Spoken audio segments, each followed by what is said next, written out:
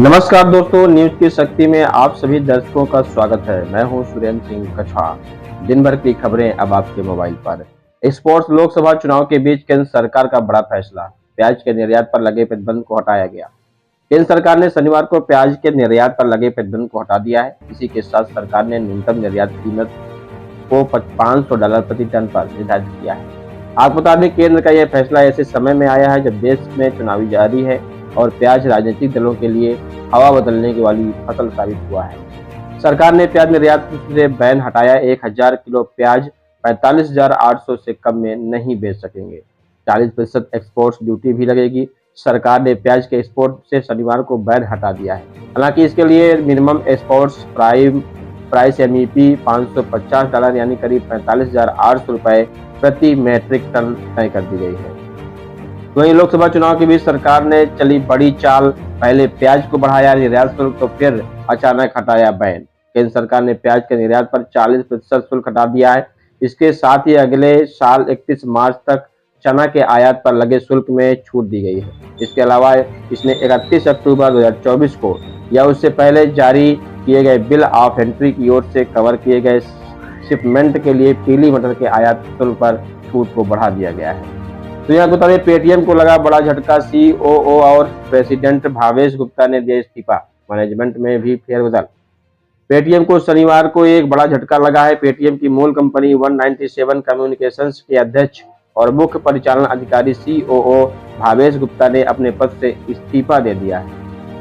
Fintech firm Paytm ने management में फेरबदल के तहत राकेश सिंह को पेटीएम मनी का मुख्य कार्यकारी अधिकारी CEO नियुक्त किया है। कंपनी ने अब तक पेटीएम मनी के नेतृत्व कर रहे वरुण श्रीधर को पेटीएम सर्विसेज का CEO बनाया है। तो वहीं भारत को जेनोफोबिक बताने पर जयशंकर ने दिया अमेरिकी राष्ट्रपति को करारा जवाब। CAA की भी बताई अहमियत।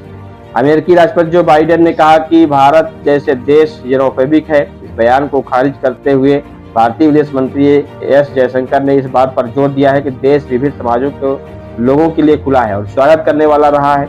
बाइडेन द्वारा इस्तेमाल किए गए जेनोफोबिक शब्द का मतलब एक तरीके से डर को कहा जाता है, जो बाहरी लोगों को आने से रोकता है।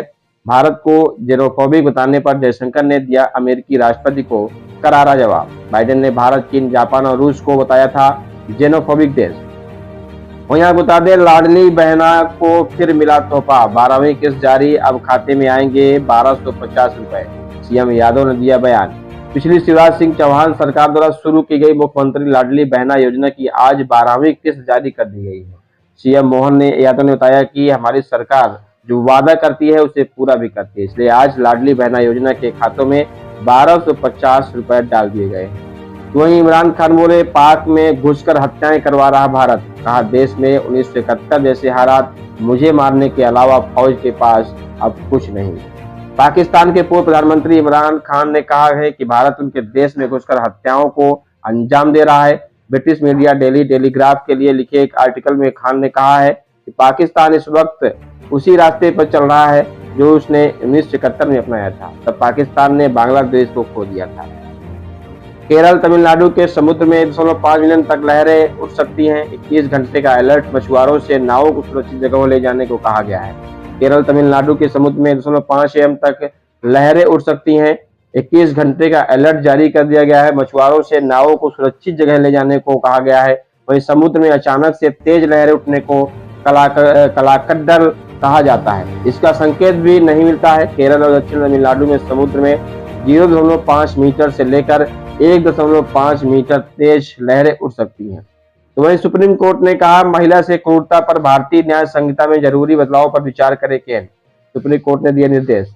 भारतीय न्याय संहिता की धारा 85 के मुताबिक किसी महिला का पति या पति का रिश्तेदार अगर महिला के साथ क्रूरता करेगा तो उसे 3 साल तक कैद की सजा दी जाएगी और इसके लिए उस पर जुर्माना भी लगेगा। वहीं धारा 86 क्रूरता की परिभाषा का विस्तार करती है।